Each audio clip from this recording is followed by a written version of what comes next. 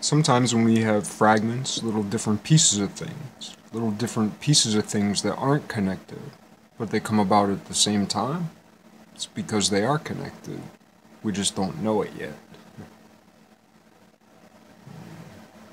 The puzzles in life, unlike the puzzles we purchase, the puzzles in life, we do have to work the edges. And it makes it even harder because puzzle piece, we know if it fits or it doesn't, and every so often you can force one that doesn't quite fit into the place that it doesn't belong. Maybe for a moment convince ourselves or try to that yes, this puzzle piece fits. But we know it doesn't. And it proves out. In life it's a little more tricky because we do have to fiddle with the edges. We do have to assert our free will to make the pieces fit.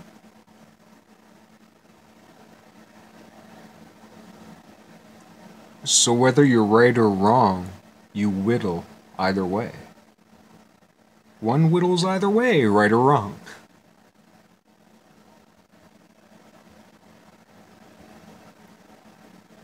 Because our assertion of our free will is an intricate part of the puzzle. We are one of these lines. We are one of these lines. Straight or curved, we are one of these lines.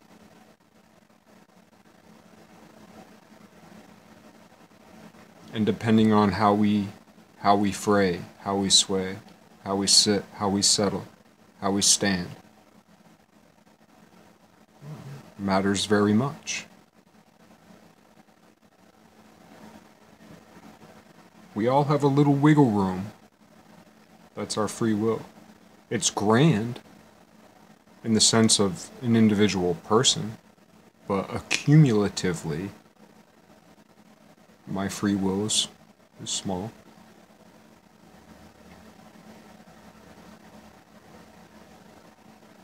But the collection of that free will, of things standing in order, all of a sudden a greater structure. Yet,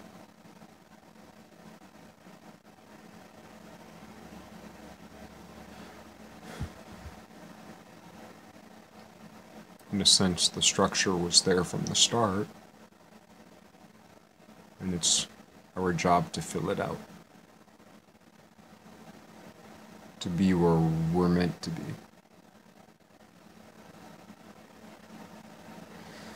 Picking up from last time, the first thing I wanted to say, which is a little bit unrelated, is all the time you hear about faith or works. There's this whole huge thing between faith and works. We're saved by our faith, we're saved by our works, right? Supposedly after St. Paul,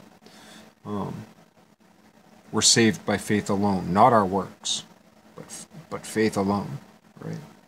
But the paradox, or the funny thing, like, look at Paul's own life, right? Before he was saved, that dude worked like a dog. Before Paul was saved, he worked like a dog. Persecuting, I mean, a scholar, a soldier, kind of, or, a man's man. And once he gets saved, he's like man-child, or child-man. He is as a child.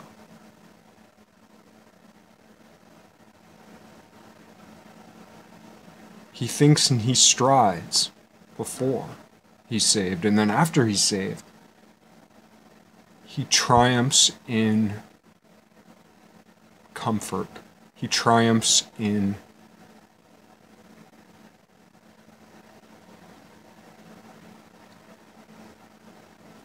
the greatest display of optimism up to that point in history.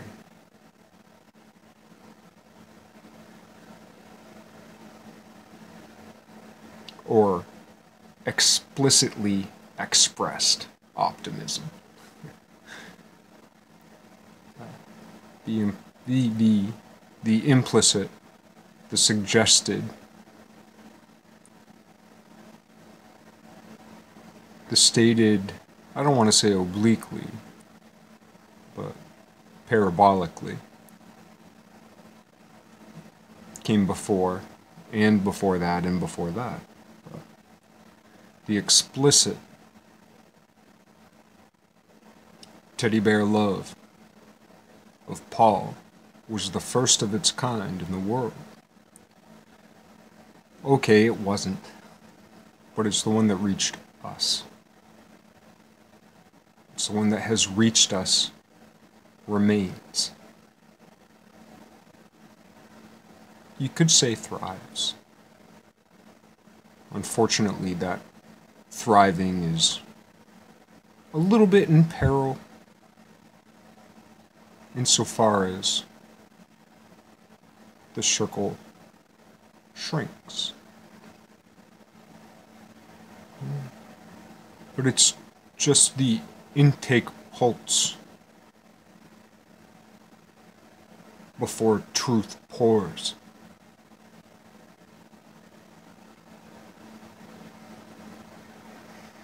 It's not all as high-minded or convoluted as that. There's plenty of room for other stuff too.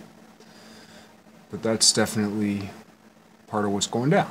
Anyway, what's really funny about the whole idea of it's not by works, but by faith that we are saved, is that once you're saved by faith, you work for free. You know, before you're saved, when you're trying to figure it out, it's just like, well, do I work, or do I just have faith, or what do I do? How do I get saved? How do I get saved? Is it by works or by faith? You know, so you're working, figuring like, I'll give it a shot. Right? You try the faith, nothing. Then, you know, one day you get your dick pounded in the dirt, and there's no room for nothing but faith.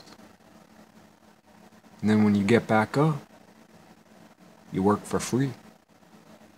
So yeah, you're saved by faith, not works. But once you're saved by faith, motherfucker, you work for free. You're working twice as hard. 3 times. Everything.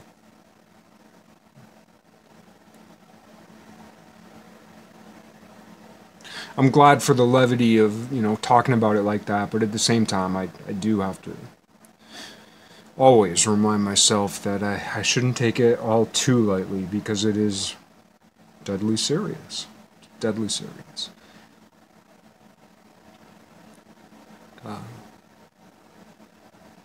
And approaching all these subjects need be, you know, approached with respect. But we also can't abandon our quote-unquote humanity and our sense of humor. Make no mistake, the sense of humor is, we have to be careful with it in the same way we have to be careful with sadness. Because if you're too sad, you'll become mad, crazy, depressed.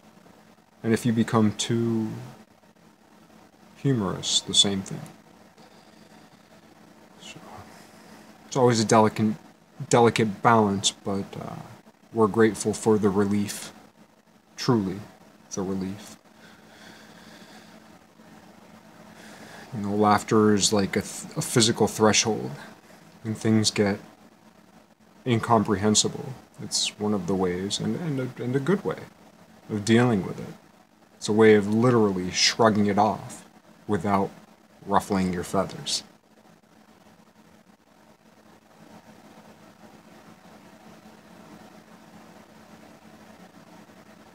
Yeah, anyway, I just think that's really interesting because when you look at it's associated with Paul, right? Faith alone, saved by faith alone, not works or whatever. Depends what you mean by work. Depends a lot.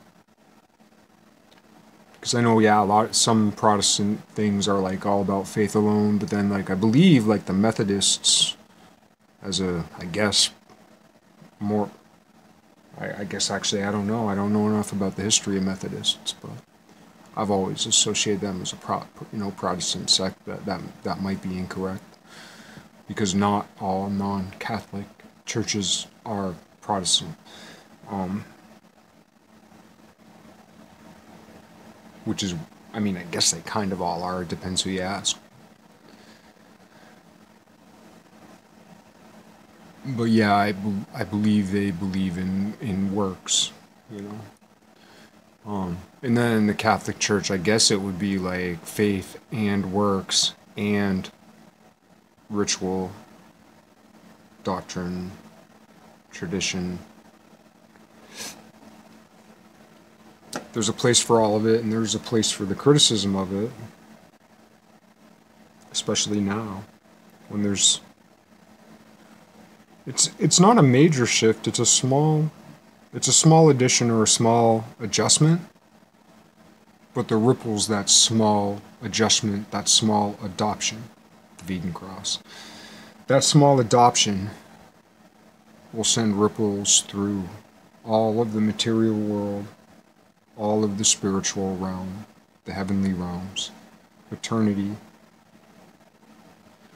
It's going to be pretty big and significant when that, all goes down. Some people, well, I'm not going to go into that now. But last time I was talking about that Domenico fellow and like that whole gap between Michelangelo and Bernini, because Raphael was architect, some awesome dude before Raphael was the architect, then Raphael was the architect, then Michelangelo was the architect, then supposedly his successor was Bernini, but there's a huge gap in time, and that's when this, I think his name's Domenico, did a bunch of shit in Rome. Seemed like he might have been the architect, but maybe not. I mean, he's the one who was responsible for erecting the obelisk in the center of St. Peter's Square, which is probably the most recognizable part of the entire fucking Vatican. The most powerful, that one piece of fucking stone is like the most important thing. Symbolically, in the Christian world. We all know it when we see it, and yet we don't raise the question. It's an incredible, literally, it's an incredible piece of magic. Because if I say St. Peter's Square, 99 out of 100 people who will be listening to this know they have an image of in their mind. And it's this big old fucking elliptical courtyard with a big old fucking spire in the middle of it, more or less. But anyway, what's so important about this is that there's a gap, and we don't remember this guy. And like, it goes from Michelangelo to Bernini. Think of their sculptures. Think of what they made. Think of their architecture. Because they weren't just sculptures, they were fucking architects. Think of what they designed. Think of what they made. What they designed and what they made with their own hands and what they instructed their, I don't know what you call them, employees, not quite protégés, but what they told other people to do, how to do it.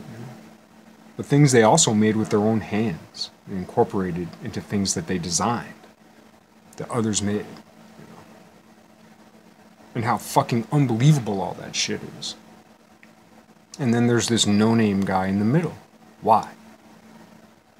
See, it was made to be hidden, but then made to be decoded and found now. Once we had all these little sweet things in our hand, all these mobile phones. Once everybody has every answer at their fingertips, all of the hidden truths will rise to the surface, which is why now is the revelation and why shit's rising to the surface.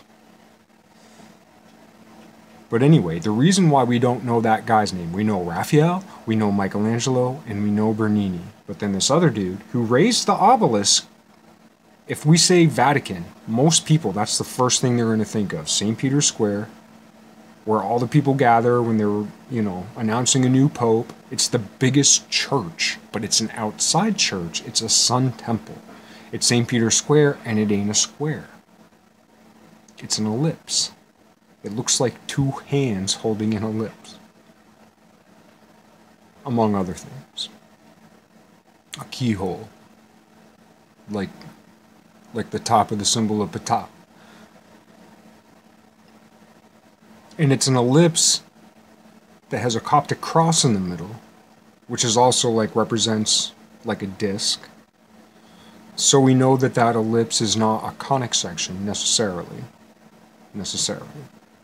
I shouldn't say that. If it's a conic section,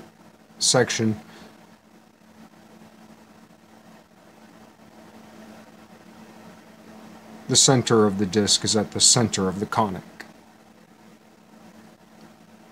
But anyway, it's a partially rotated disc.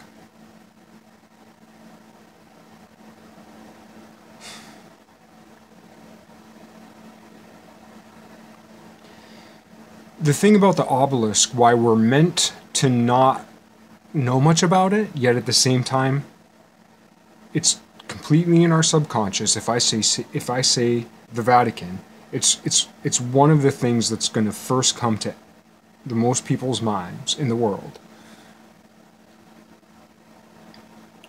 Kind of like if you say Mecca, you think of the big black stone, right? Same type of thing.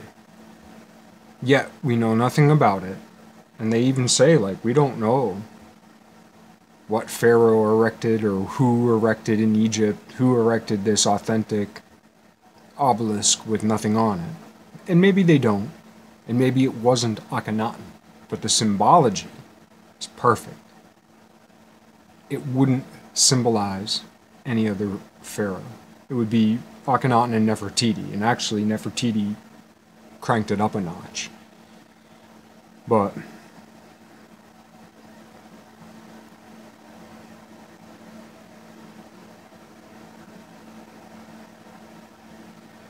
the thing is, to get to the 135, they needed that 135 height.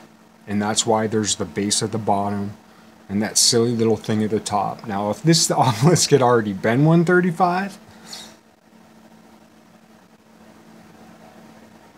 then everybody would have known this Domenico's name, and Michelangelo would have lived another little bit longer, and Bernini would have took over a little sooner, or whatever. But, and maybe I have some of that wrong. I'm not a historian, so it would be pretty funny if I'm saying all this and I have my facts wrong, which I might. Well, I get a lot of things wrong, admittedly.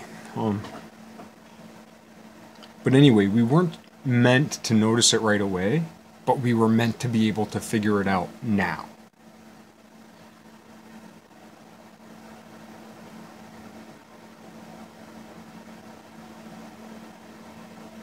The 135, the height of the obelisk is 135, and the great diameter of the ellipse, the longest diameter of the ellipse, is 144. That represents the number 1 as the radius of a sphere. And if you build a tetrahedron in a sphere, the radius of that circle, which is smaller than the radius of the sphere, is 2 root 2 over 3. You can round those when you put the ratio of 2 root 2 over 3 to 1 or whatever, then you end up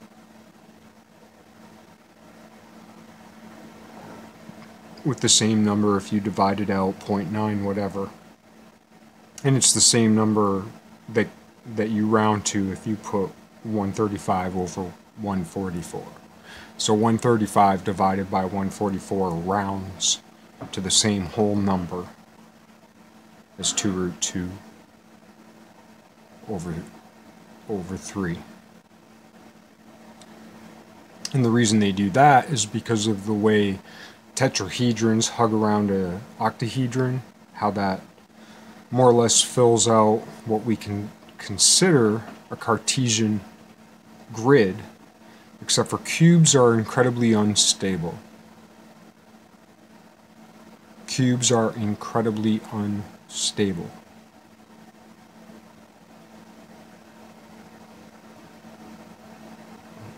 Tetrahedron constructed around an octahedron are very stable.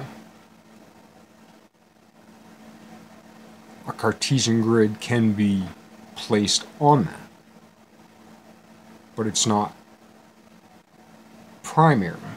A Cartesian grid, as we think of it, as cubes, can't be the etheric underlayment. The universe doesn't locally, it more or less acts like that.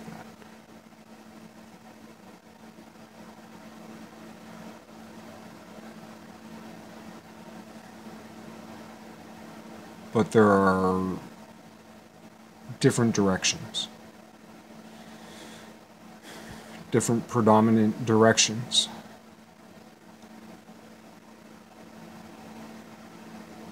Besides what we commonly refer to as X, Y, and Z.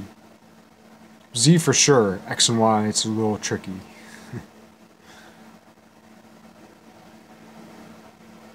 What did I say? Z for sure. Well, if X and Y is the ground.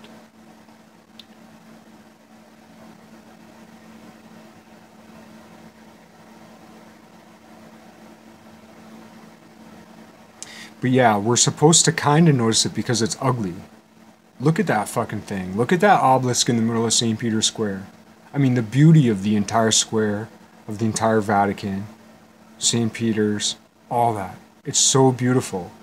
And then they got that beautiful obelisk on a ridiculous pediment with some silly fucking, like, dunce cap on it. It looks, comparatively, compared to everything else that was made in that time period and constructed in that time period, it looks foolish. It's a total artistic mistake. Like, it does not fit with the Renaissance. I'm not even so sure it would have fit with fucking pre-Renaissance. Like, it's bad. It's really bad. It doesn't look good at all, right? And no architect would ever want to put his name to it. That's why he was a special operation.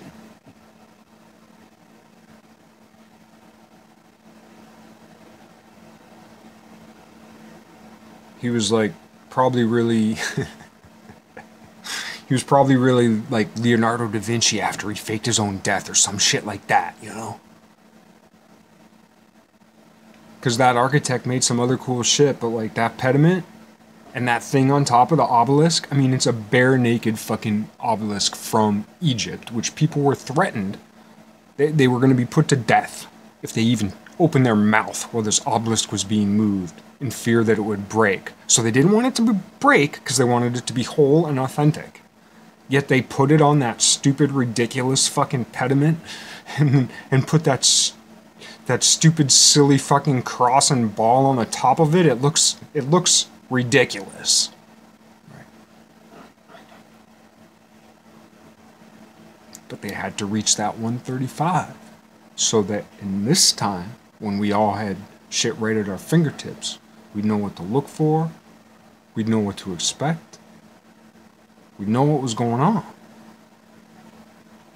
More people know that kind of math now, today, than were even alive back when that fucking hunk of rock was carved. In my next video, I guess, man, I thought I was going to finish by now, but maybe I got a couple more in me. I'm going to talk about how, because an obelisk is the suspended capstone. The obelisk is the suspended capstone, and it tells the secret that the capstone will never be complete because the pyramid isn't there at all. The pyramid is encapsulated, surrounded, governed. The pyramid, as half a octahedron, is governed, encapsulated, imprisoned, controlled by the eightfold tetrahedral complex surrounding it. The obelisk is the suspended capstone. It's as if everything beneath the pyramid at the very top isn't there. It's the suspended capstone of an object that isn't there in the first place because in eternity it's not primary. The tetrahedron's primary, and there are 8 of them encircling the octahedron, the pyramid.